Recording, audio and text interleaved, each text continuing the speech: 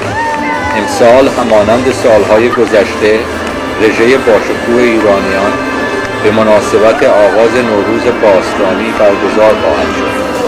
لطفاً برای برگزاری هرچه باشکوه‌تر این رژه روز یکشنبه 30 مارس در ساعت 11 صبح در تقاطع مدیسون اونیو و خیابان 41 منهتن در نیویورک به ما بپیوندید.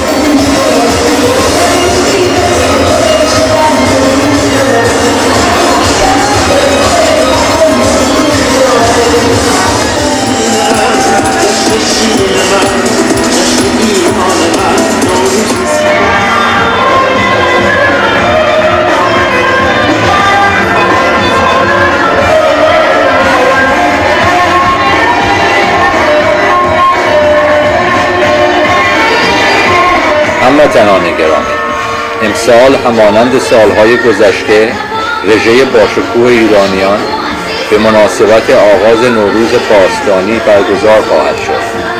لطفاً برای برگزاری هرچه باشکوه‌تر این رژه روز یکشنبه 30 مارس در ساعت 11 صبح در تقاطع مدیسون اونیو و خیابان 41 منهتن در نیویورک به ما بپیوندید.